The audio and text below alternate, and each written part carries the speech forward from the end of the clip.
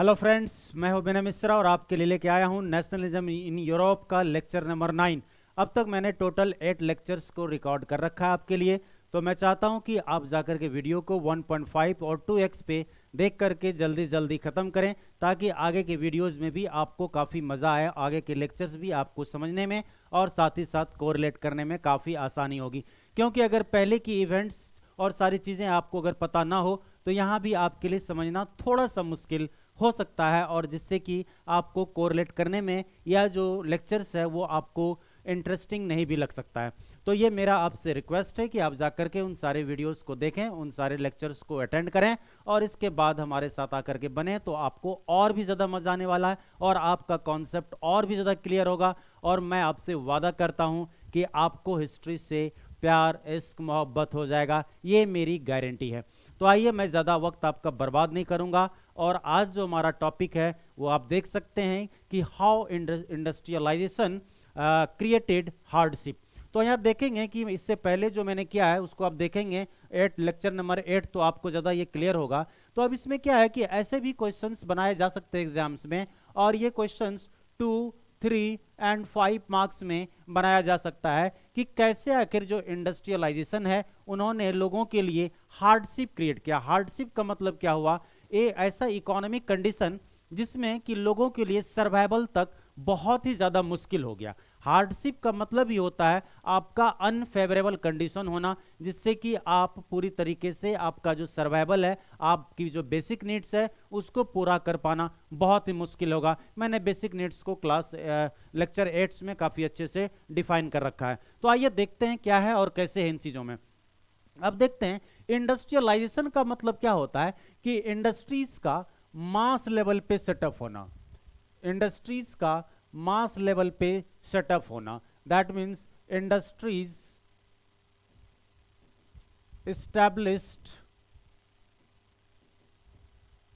at mass level, industries established at mass level, that means बहुत सारे industries का establishment होना, इसको बोलते हैं इंडस्ट्रियलाइजेशन। अब इंडस्ट्रियलाइजेशन से क्या होता है कि जो इंपोर्ट्स ऑफ चीफ गुड्स, जैसा कि आप जानते हैं कि अगर मशीनों से किसी भी चीज़ को बनाया जाए तो उनकी जो प्राइस होती है वो काफ़ी कम हो जाती है। ज़रा सा एक एग्जांपल से समझते हैं। अगर हम अपने घरों में रोटियां बनाना शुरू करें तो क्या होगा? अगर हाथों से बेल बेल की रोटी बनाएं तो आप देखेंगे 1 घंटा में आप कितना ही रोटी बना सकते हैं, 30-40 बना सकते हैं। लेकिन वहीं पर अगर मशीनों का इस्तेमाल करें तो शायद 1 घंटा में आप हजारों रोटियां बना सकते हैं। तो वहां पर एक तो टाइम कंज्यूमिंग कम हो रहा है, लेबर चार्जेस कम लग रहा है, तो जिसके वजह से उसकी प्राइस क्या हो जाती है? काफ़ी घट जाती है। और जब उसकी प्राइस घट जाती है तो उसका मार्केट में डिमांड ऑब्वियसली ज़्यादा होगा, क्योंकि हर कोई सस्ता चीज़ ज़्यादा से ज़्यादा पसंद करता है। और ख़ास करके हम लोग उस समय की बात कर रहे हैं जहाँ पर 85% जो लोग थे वो पीजेंट्स थे, और उस समय का ये 85% जो पीजेंट्स था ये पुअर था। ये आप समझने वाली बात है। तो अब जो पुअर है वो कैसा सामान खोजेगा? चिप, और ये सस्ता है क्योंकि ये मशीन मेड गुड्स है और इंग्लैंड से ये इसका इंपोर्ट होता था और यूरोप के बाकी नेशंस में इसको सेल किया जाता था सस्ते रेटों में। अब देखेंगे, मैंने पहले भी डिस्कस किया कि इंग्लैंड में जो इंडस्ट्रियलाइजेशन है वो 1751 में आ गया था। वो कब आया था? तो 1751 में इंडस्ट्रियलाइजेशन, अगर इंग्लैंड की बात करें तो 1751 में आ गया था। तो वहां से मशीन से बने हुए, इसका इंपैक्ट हमारे इंडिया पे भी पड़ा था। यहाँ पर जो वीवर्स पूरी तरीके से आपने पढ़ रखा होगा तो उसमें वीवर्स काफी तरीके से बर्बाद हो गए थे, क्योंकि यहाँ भी मशीन से बनी हुई चीजों को इंपोर्ट किया जा रहा था, जिसकी वजह से चीजें सस्ती तो उसका डिमांड ज्यादा।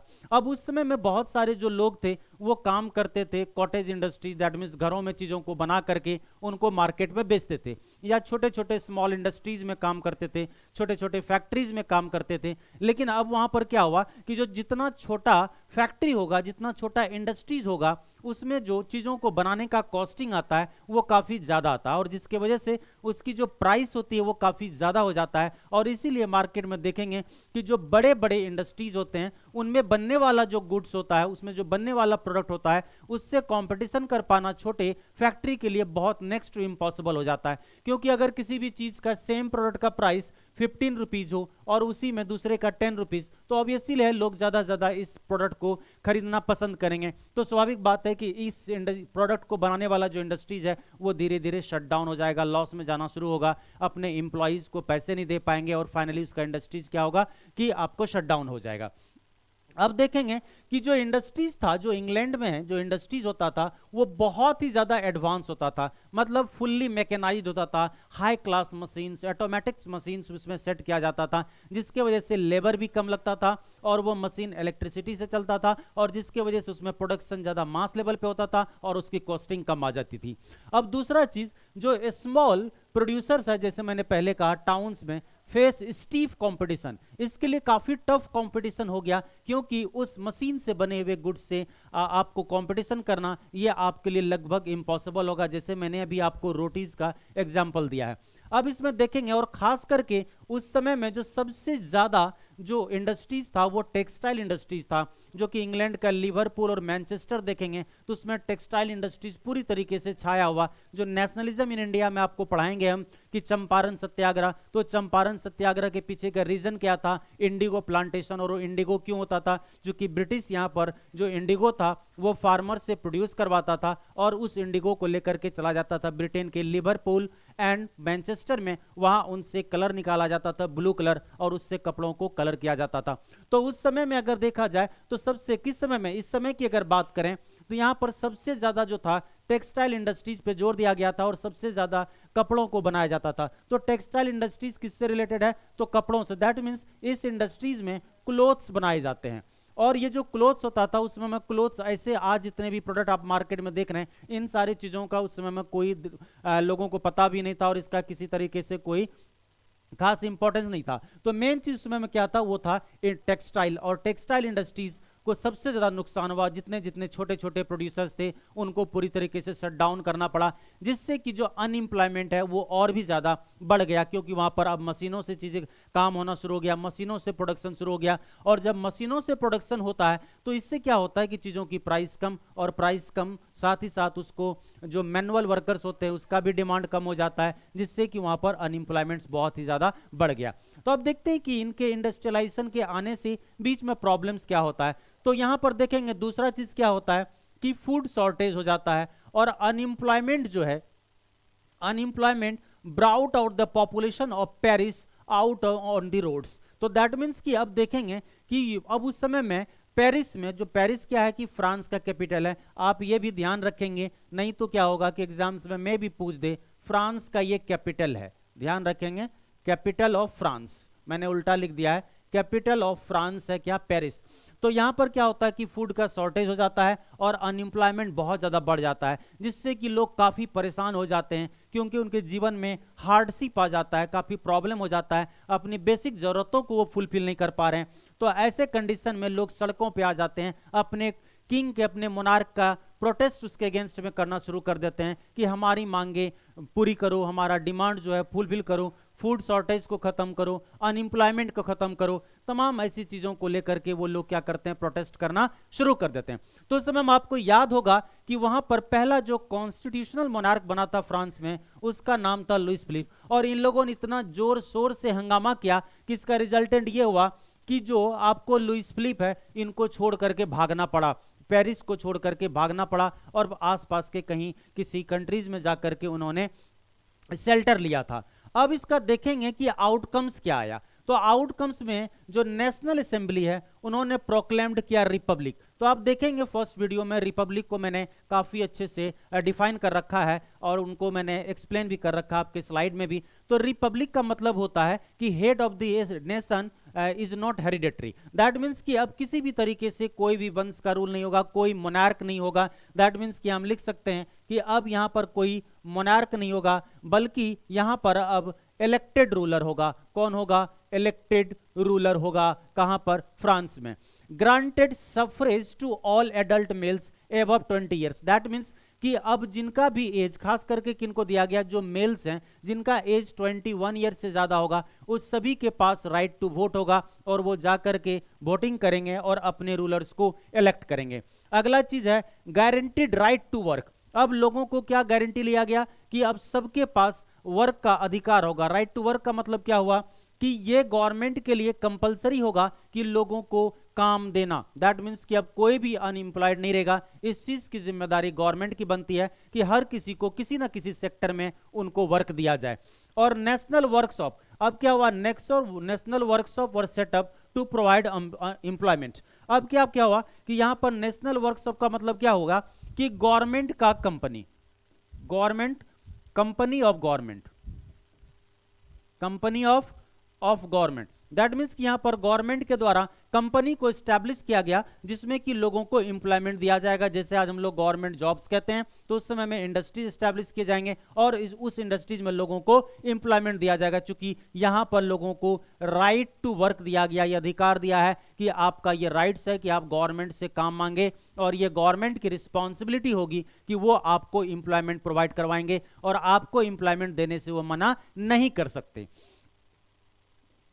अब आगे देखते हैं हम लोग कि अब इसमें ध्यान रखेंगे, इससे बहुत ज्यादा क्वेश्चन नहीं आता। बड़ा सा पेज में इन्होंने डिफाइन किया है, इसका नाम है journalist William Wolff describe the events of Silesian village about the weavers in 1845। उन्होंने वीवर्स के बारे में लिखा है कि कैसे जो industrial made goods, machine made goods जब इंपोर्ट होना शुरू हो गया, तो कैसे जो वीवर्स होते हैं, वीवर्स का मतलब क्या होता है कि जो हाथों से चीजों को बुन बुन करके बनाते हैं। जैसे पहले के जमाने में स्वेटर्स, या आज के दौरान देखेंगे कि आप बैम्बू का बास्केट वगैरह बनाया जाता है, तो वो बना बना के ये लोग बेचा करते थे। और जिससे क्या हुआ कि कई सारे विलेजेस खाली हो गए, क्योंकि वहां पर वीवर्स के लिए रहना काफी मुश्किल हो गया। चूंकि उनके द्वारा जो हाथों से बनाया गया प्रोडक्ट था उनको लोग नहीं खरीदते थे, क्योंकि उनको मशीन से बना हुआ चीजें काफी वहां पर सस्ता मिलता था, जिसके वजह से इन लोगों को अपना गांव छोड़ करके बाहर शहर जाना पड़ा, शहर माइग्रेट करना पड़ा, वहां दूसरा कोई काम की तलाश में। अब देखते हैं कि अगला जो हमारा एनसीईआरटी का टॉपिक है 1848 द रिवॉल्यूशन ऑफ लिबरल्स। तो इसको मैंने दो पार्ट्स में देखा है, क्योंकि अब जो ये लिबरल्स हैं, लिबरल्स में दो लोग हैं, एक है कि पुअर सेक्शन और दूसरा है एडुकेटेड मिडिल क्लास। तो पुअर पीजेंट्स हो गया और एडुकेटेड मिडिल क्लास में प्रोफेसर, डॉक्टर्स, समाज में जितने भी पढ़े लिखे लोग हैं उनको एडुकेटेड मिडिल क्लास में रखा गया है। तो अब यहां पर क्या होता है कि events of February in 1848 in France, तो वहां पर देखेंगे लोग इसको फरवरी रेवोल्यूशन के भी नाम से जानते हैं। तो उन्होंने क्या किया था, एबॉलिस्ट, एबॉलिस्ट का मतलब क्या हुआ, and rule of monarch, monarch के रूल को उन्होंने खत्म किया और वहां पर एस्टैब्लिश्ड किया, उन्होंने एस्टैब्लिश्ड क्या republic based on the universal male suffrage proclaimed, जो कि आपने लास्ट स्लाइड में आपने देखा है। और बाकी यूरोप के पार्ट्स में देखेंगे तो जो लिबरल है, लिबरल मिडिल क्लास हैं, उन्होंने डिमांड किया क्या, एक constitutionalism with the national unification. That means कि अब जो नेशनल यूनिफिकेशन होगा वो बेस्ड होना चाहिए ऑन कॉन्स्टिट्यूशन। इसका मतलब क्या होता है, बेस्ड ऑन कॉन्स्टिट्यूशन,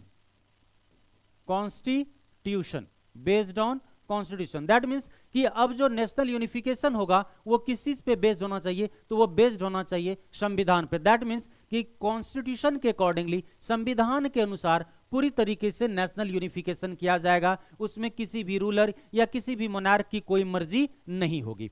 अब अगला चीज देखेंगे कि वो जो लिबरल्स है demanded creation of nation state. आप फर्स्ट लेक्चर देखेंगे तो नेशन स्टेट को भी मैंने बहुत ही अच्छे तरीके से डिफाइन कर रखा है, आप वहां भी इस चीज को देख सकते हैं कि उन्होंने नेशन स्टेट क्रिएशन का मांग किया और साथ ही साथ किस बेसिस पर, तो पार्लियामेंट्री प्रिंसिपल्स पर। तो दैट मीन्स कि यहां पर क्या होगा कि जो कोई भी डिसीजन होगा इसमें पार्लियामेंट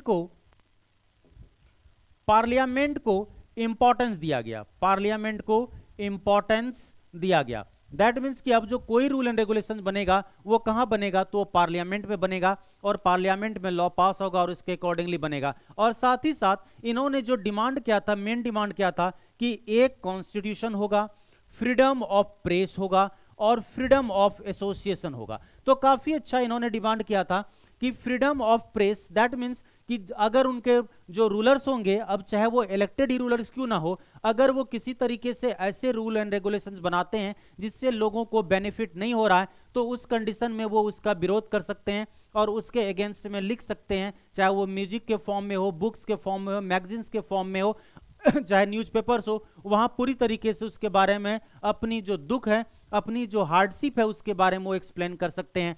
साथ ही साथ एक कॉन्स्टिट्यूशन होगा, चाहे अब वहां पर रूलर कैसा बने, इलेक्टेड बने और या फिर मोनार्क हो, उसको बिल्कुल आपको कॉन्स्टिट्यूशन के अकॉर्डिंगली ही फंक्शन करना पड़ेगा। और साथ ही freedom of association, that means कि लोग अपना ग्रुप बना सके और यही एसोसिएशन बाद में जाकर के आपको क्या बनता है, पॉलिटिकल पार्टी। यही एसोसिएशन बाद में पॉलिटिकल पार्टी बन जाता है, पॉलिटिकल पार्टी बनता है। और फिर यही पॉलिटिकल पार्टी बनने के बाद धीरे धीरे वो लोग क्या करेंगे कि जा करके इलेक्शन कॉन्टेस्ट करेंगे और फिर वहां पर गवर्नमेंट का फॉर्मेशन करेंगे और अपने लोगों के हित में, अपने लोगों के वेलफेयर्स के लिए लॉ एंड ऑर्डर बनाएंगे।